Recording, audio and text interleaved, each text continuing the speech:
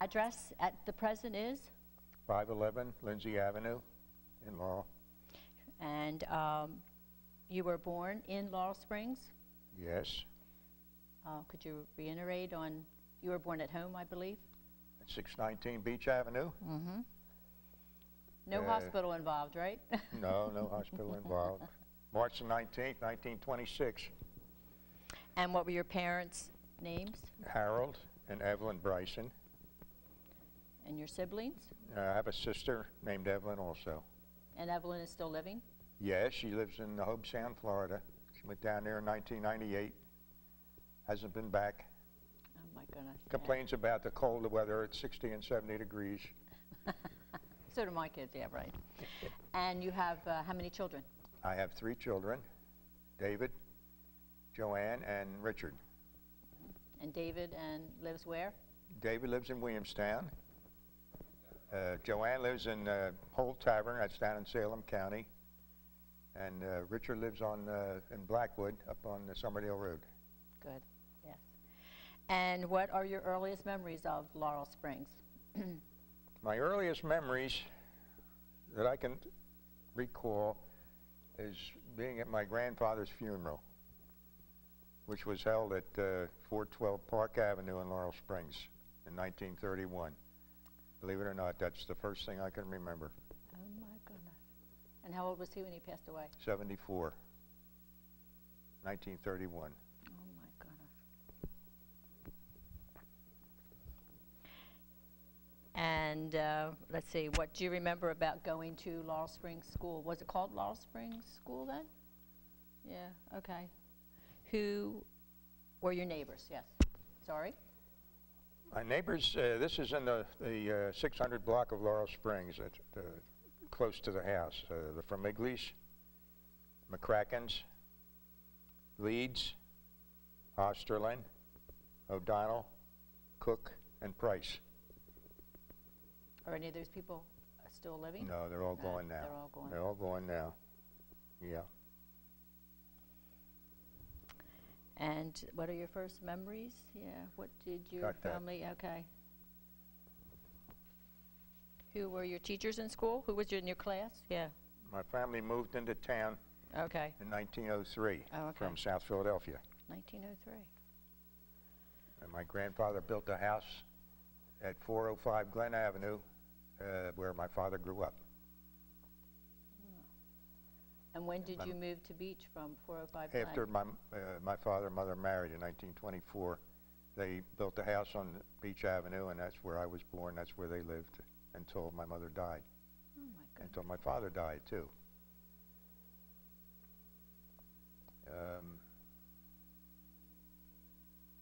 And then did my you grandparents lived in Dr. Beshy's office next door while their house was being built.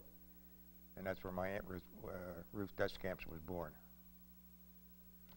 And her husband was our? Arthur Descamps, right. Right, and he was our? Tax collector. Tax collector, right. Mm-hmm. Family moved into town in 1903. I think I mentioned that. Yes, mm-hmm. My first memories.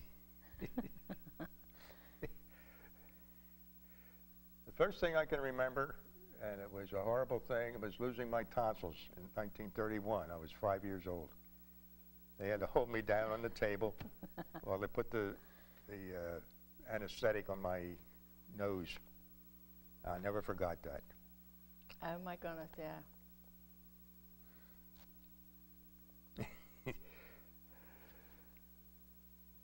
Next question. Oh yeah, go ahead. You can continue. Yeah. What were you going? Remember about going to school? What do I remember about going to school? Well, I was never a very enthusiastic member of school. I remember walking through 2 feet of snow from Beach Avenue to the school to get there. No such thing as calling off a snow day or anything like that in those days. Right. Yeah. Yeah. And did you start at? Did they have kindergarten? Did they no. Just start? Oh, okay. Went right to first grade. No kindergarten. There was 8 grades over there, and members of my class. Some of the members of my class were Lester Allen, Mildred Van Dorn, who was Mildred Winters, Mildred Small here in town. And Gert Watson, Sammy Regal, Mabel and Doris Atker, Iva Chandler, Stan Shockey, Betty Casario, whose father was the barber in town, Nora Larson, who still lives in town, Yes. and Loretta Maroney. Now that's only a few. There were 19 in the class, 12 girls and 9 boys, or 7 boys. But that's all I can recall now, names, without another week or two thinking about it. Mm-hmm. And who were your teachers? Teachers, Carolina Moon, who became Carolina Iredale, the funeral director in Haddon Heights. Oh my goodness. And her name was Swale. Thelma Walker, she's my favorite teacher in grammar school, 4th and 5th grade. She used to live in Berlin. Elizabeth Bowman, who became Elizabeth Fly after she got married. And E.B. Rogers, everybody called her Nani. And for shop was Walter Johnson, taught us shop. Oh, and you did have a shop class then? Yeah, we had a did they shop have like class. just a shop, and did they have sewing then too? Do you know? Yes, the girls had sewing. Oh, okay. Yeah, Oh, okay. they had sewing, right. Okay, pretty cool. And what kind of games did you play any special games in school then or after school? Nothing that was organized. No, right, yeah. We had pickup softball in the playground, which no longer is there because some of the schools on it now. Uh-huh. The activities that I remember most was the 8th grade graduation program that was put on.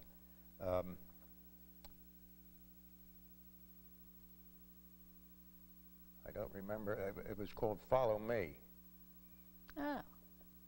And the thing I remember was Mrs. Rogers, the principal and the 8th grade teacher at the time, promised me I would get an asterisk after my name indicating an honor student if I would memorize the Charge of the Light Brigade and present that to the audience, which I did, and I didn't stumble once, so I got an asterisk after my name on my report card. Way to go. Oh, that was cool.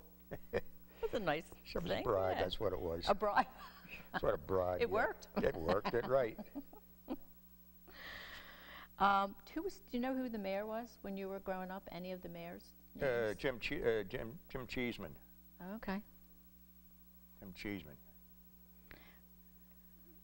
And so the clerk was Laura Belson. Okay, yes. The municipal clerk was Laurel Bryson, who lived across the street from me, yeah. Telling you about the business section. Now the business section, there was a bank, post office, Laurel Market, a card shop, which became Artie's. Oh, so the card shop, there was a card shop there before Yeah, Artie's Castles. took over? Castles was Castles, the name? yeah. Okay. They lived on Park Avenue. Oh. The hardware store, Zubrin's hardware store. The A&P, run by Joe McGrath from Haddon Heights. He also ran the the Haddon Heights Drum and Bugle Corps, which I was a member of for a while. Oh. Did you play? What did you play in the drum and bugle? Bugle. The bugle? Yeah. Okay. Played bugle. And then right next door was the American store, which is now the deli. We had a 5 and 10 run by Edna Lewis, who was also postmistress for a while. And then Metzger's Barber Shop. And then at the very end, there was a tailor. I don't recall his name. I'm an old man, about 90 years old, I guess. He was a good tailor. Oh, man. Altered clothes. Then across the tracks, there was a barber shop, which was Casario's then. It's now Bill Vitale's.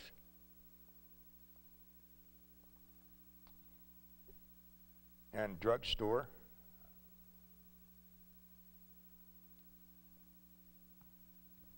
The movies, Laurel Theater. Oh, yeah. which I worked at in 1942 as an usher. Oh, my gosh. And then a shoe repair. Joe Maloney Shoe Repair was right next to the movies on the other side. This was before the war. Oh, before? Now, after the war, he went in the Army after Pearl Harbor. And after the war was over, he came back and he opened a shop up next to Laurel Market. Laurel Market, right. I think Eric Hafer owns the place now. Right, right. Yeah. Eric Hafer is, right. How about the White Horse Pike business area? What do I know about that? Did we have Not too much. Yeah. Did we have any businesses along there? Yeah, South Jersey Carpets. Oh. Sterling Liquor. Alexander's.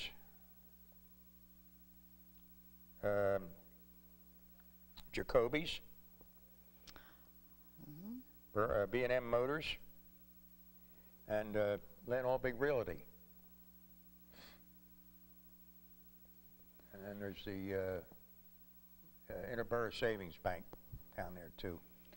Yeah, it was called, That's Interborough Savings and Loan. Yeah.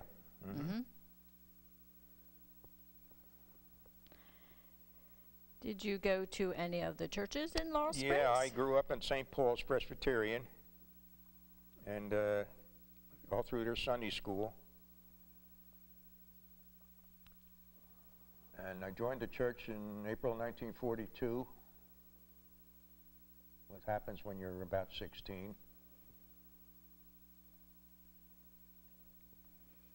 And I kind of drifted away from churches the last few years. Who was the minister when you were there? A fellow named Tom McEwen. Tom McEwen. Oh. Yes. M-C-E-W-A-N. The activities they used to have was, that I remember most, was the Christmas pageant. They always put on a big show every year. My mother was a member of the choir. And in the summertime, we had a Sunday school teacher. One of my Sunday school teachers was a young lady named Thelma Myers. And she used to take us 3 or 4 times on doggy roasts over to Hidden Lake. Oh, my goodness. We had a good time over there. Cooked hot dogs and roasted marshmallows. And like how many then were like in the About group? a half a dozen. Oh, okay. And half a dozen of us went. That was really great. Yeah. Sadly, about a week before she was to get married, she had a heart attack and died. Oh, my goodness. She was 24 years old. Oh. And I remember going to her viewing on Washington Avenue. So how old were you then? About 17, 16, 17. It's one of those things you don't forget. No, no. Yeah, and she made definitely an impact on your life. How about any of the church members that are like still in Laurel Springs? Thompson's, well, he's dead now, but he lived at the top of the hill on the other side of the lake, up above a little brown tan house on the right-hand side. Oh, okay. That's where they're from.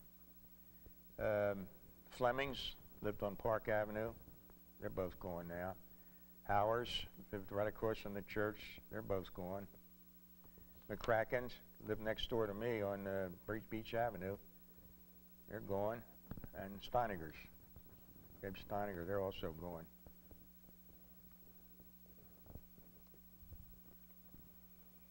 Now, yeah, like what activities did you belong to as you were growing up? And I had 30 years in the fire department.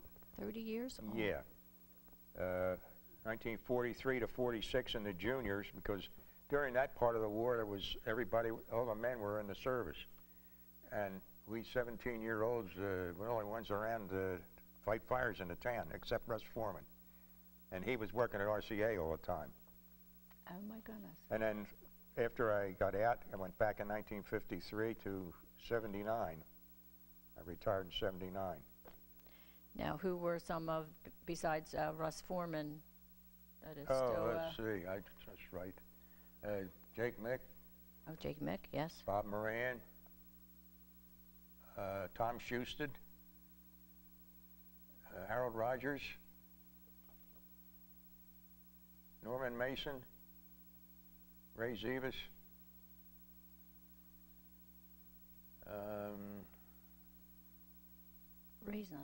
Ray's not, is Ray still living, Ray Zivas? no, he's... Yes, he passed away. Yeah, he's right. dead now, yeah. Yeah.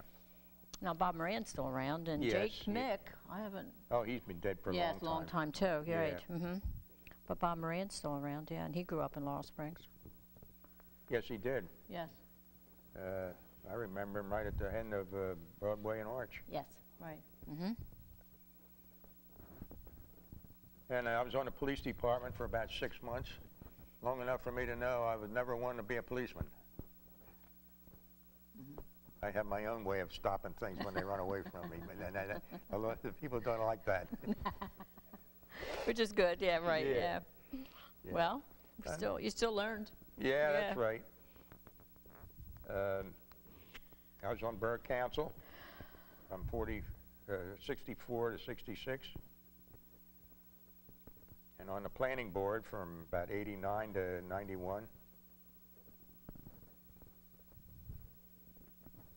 And as far as the farm's concerned, I really familiar with one, John Stafford's farm. He had some milk cows and a milk route in the area, which I drove for a while when their regular driver got sick. Oh, so you drove the milk truck? Yeah. Oh, wonderful.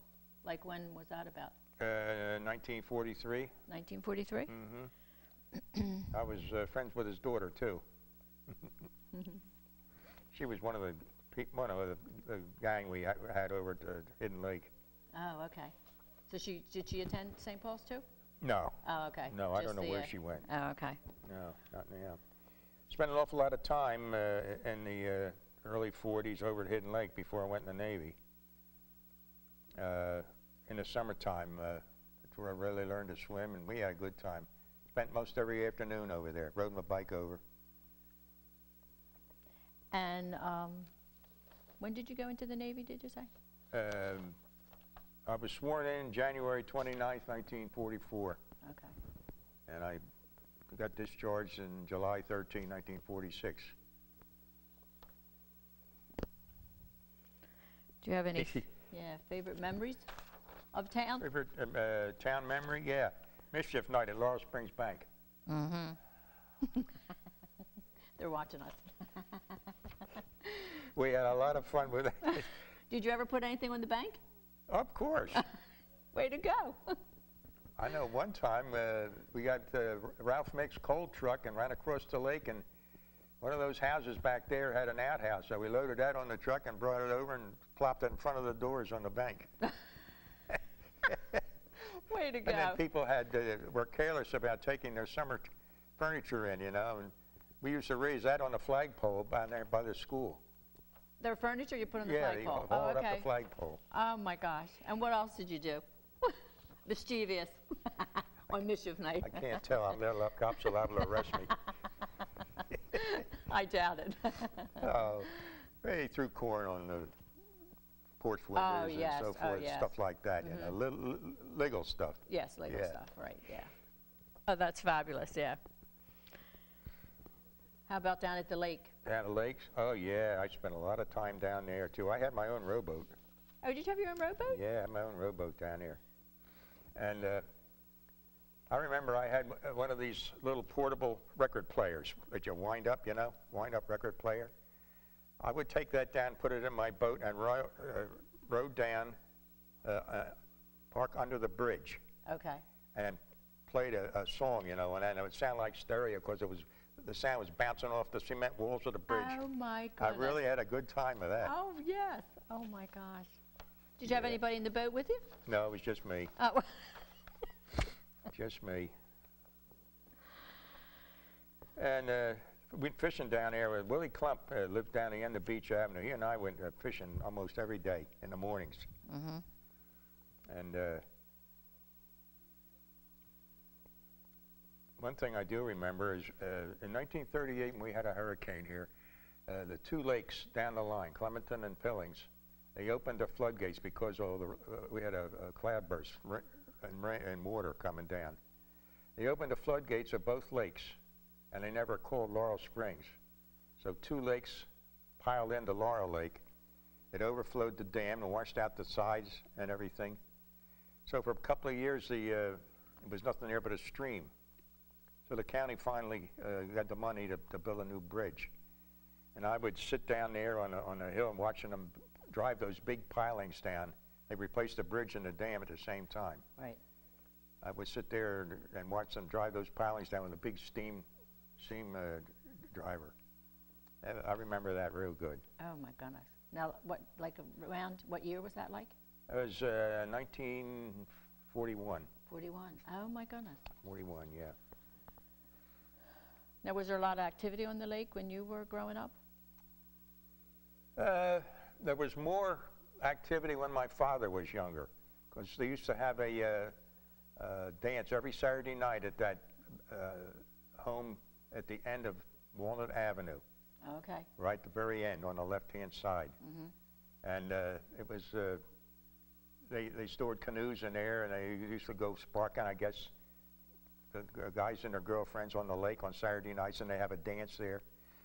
But they didn't have that when I was growing up. That was before I was born. Yes.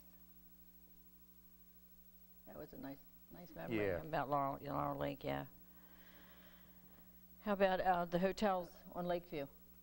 Well, there was a couple of them. I remember the one, Laurel Inn. Mm-hmm. I lived there for 4 years. You lived in Laurel Inn? Yeah, after I got married. Okay. Yeah, Barbara and I lived there for 4 years.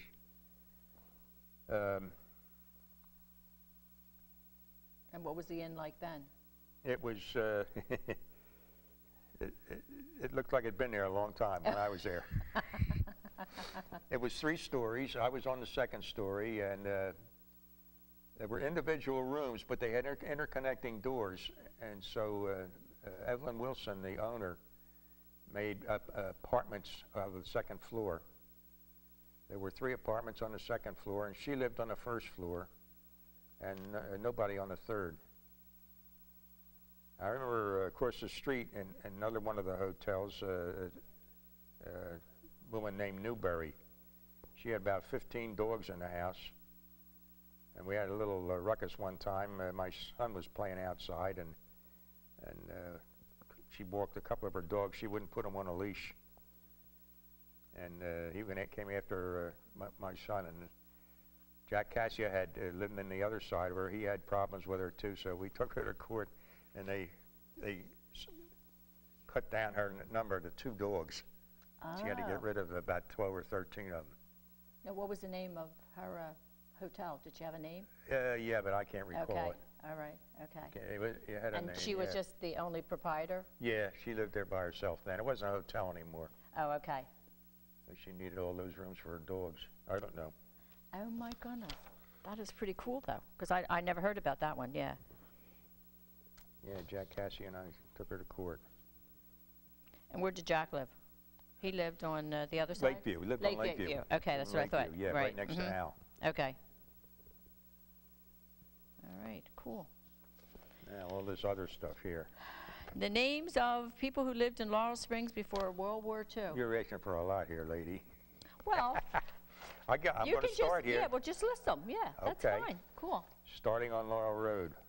Walker, which is Barbara Smith's place now. Yes. Brown. Aldrich. Regal. Smith. This is over on Walnut now. Shockey. Osterlin. Denby. Who had a grocery store. That's right. Where the pizza shop is now. Right. Mm-hmm. Lou and Jean Larson, not Lenore Larson. This is another Larson, Charlie Larson, no relation. Elma Dugan was the first telephone operator in town. Yes, she was. Whenever you picked the phone up, you could get keep up on the gossip, and then, oh yeah, give me number 20, which is my grandparents' phone. That was your grandparents' phone? Yeah. Oh my goodness. Charlie Clark, Tomlinson, Bob Nielsen lived there on the other side of Walnut, down the end. Tweety lived on the corner of Sycamore and Walnut. Bob Askew, who was just here, Yes. he lived right next door. And there was that family called Townsend and Atkins and Dunkel. The time the Japanese hit Pearl Harbor, I was playing football right in front of Dunkel's house out in the street. Oh my goodness. I could hear my mother from a block away calling me home saying the Japs are coming. Oh, Jay, yes. Mm-hmm. And Carney's, and Lynch, Andy Warrington, Cotter's. That's one of the ones we lost in World War Yes, it II. is, yes, right. We have his, Wallace yeah. Cotter. Mm-hmm. And Bob Curran, Eiffel, he built my dad's garage. And then his brother, Bill Curran, in another house. And then in 400 block, my Uncle George lived in that house. Mm-hmm. And Jack Nowry and Doc Martin. He had a tennis court there. My dad used to go play tennis there in the summertime. Next door to where Jack Hagan used to live. Oh, okay. Yeah. Allen, that's Mildred Small's aunt. Used to live at the end of Beach Avenue. McLeany, Billy McLeany, Lafferty's, Alberts. Rich Wine, family named Rich Wine. Rousers, Curly's.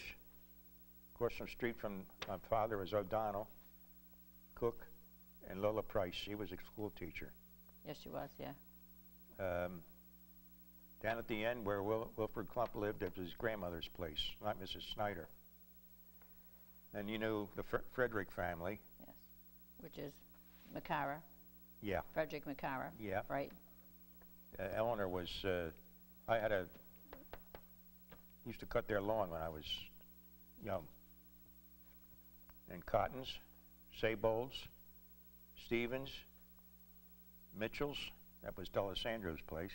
Okay, D'Alessandro's, okay. Yeah, Kleitz, Paul Spaeth, Tom Fink, that was Barbara Shaw's father. Yes, right. O'Neill's, that's on Glen Avenue. Rankin, Crane, that's the house Bobby Lickfield lives in now. Right. Mm-hmm. Carrie Bailey, Dr. Stanley Brown. He was our family doctor Oh. before he moved to Haddonfield. Oh, okay. Harry Scherfel, Scrimshaw, that was Mervine's house. Oh, okay. Mervine's, okay. Douglas Merrill, Jewelers. The Jewelers? Yeah, he lived next on,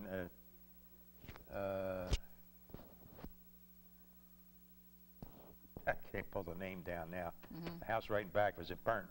Once was on fire. And then Young's, they had ducks in the backyard, smelly ducks. And Keener's, the boys had motorcycles, race up and down Glen Avenue. And Jimmy Lou and Jean had moved from Walnut over to Glen. Wagner, he was my piano teacher. I took lessons for about a year or so when I was 6, 7 years old. He was my piano teacher. And Bax, you know the Bax family. Right.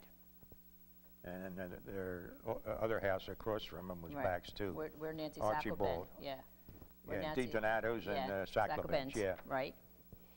Howard Thompson was a borough mayor here for a while. Oh, he was? Yeah. Oh, okay. That's probably on my list, yeah. And Hammers, and then this is my grandparents' place. And across the street was two sisters named Shalliall, named Jean Wetherill. Remember him? Yes, I do. Mm-hmm. This is Wilbert Mick, Wilbur Mick. Robert Mick. Robert Mick, And okay. next door was Wilbert Yes, Mick. right. And then going down Park Avenue, Farrell's. That's where my mother grew up. Oh, So okay. Dad and Mom were backyard friends. That's how they met. Oh, is that how they met? Oh, my Yeah. goodness. Because he was up here on Glen Avenue, and she was on Park Avenue, Oh, okay. backyard to backyard. And Yates lived there, and then Howard's down across from the church. Dr. Corpening, he was a second doctor in town. And then Pat Alexander, across the street from him. You asked for this. I know, but it's so interesting. And Everett Zelli was the manager of the bank.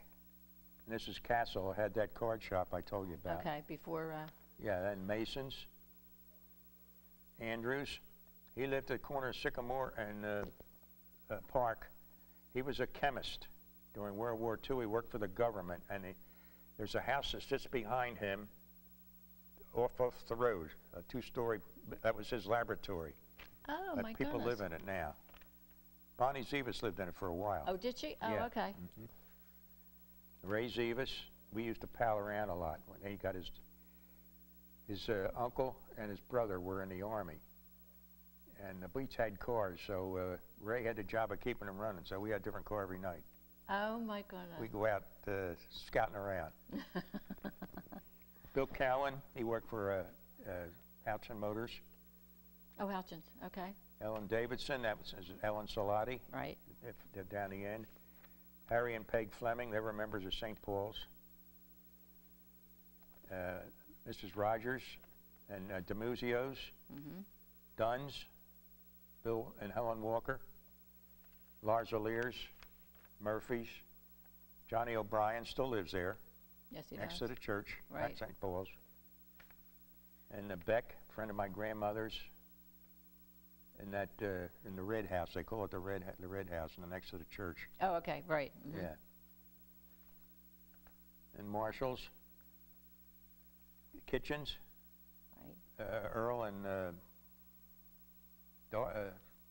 I forget her first name, a friend of my mother's. And Ray Lynch, we had the switch to the fire siren in her house at the time. Every time somebody called her number of a fire, well, she pushed the button and it rings the siren, and we'd all run to the fire hall. Oh. At that time, They were the just siren. talking about that because she's related to Red Zimmerman. Yeah, Yes. yeah, yeah. He was the only policeman in town at the time, too. Oh, he was the only one? Yeah. Okay. He was Lynch. a newspaper reporter, but was also a policeman. I don't know how that happened, but only time we ever had a cop in town. And Seibert's, he was a man with one leg, and he used to go to work every day in Philly with crutches. He'd take the train home, and we'd 5:45 every night. He'd get off the train, and you with these crutches with one leg, go up the post office. That's the building next to the bank, a red Yes. building next to the bank. Hop up the steps and get his mail and turn around and go home again. It was strangely fascinating for us you small kids to Yes. watch a one-legged man. And to have such maneuver. stamina. Yeah, yeah, That's it was. wonderful. Yeah. And Morris's, and then my uncle lives down the end of Glen Avenue, Tomlinson Avenue. He moved from Walnut in 1940 down. He built that house at the end. And Ralston is Ken Wheeler's place now. Oh, right, okay. Yeah, And then Meidler's, Ed okay. Wilson, he used to go to council a lot and raise the dickens about anything. And Smith's, and Houchin, Fred Houchin lived up from me. And Zinn's lived across the street, and across the street from him was his sister Muriel Houchin. She was a teacher too. That's where our tax assessor lives, Yes. or used to live. Used to Arrowwood. live, yeah, Arrowwood, yeah. And Newbury was down the end, and then up around the top at With Siler's. Joe Seiler, yeah. Right. That's it. So, how about, do we have any other names of people who lived in Laurel Springs before World War II that you could remember?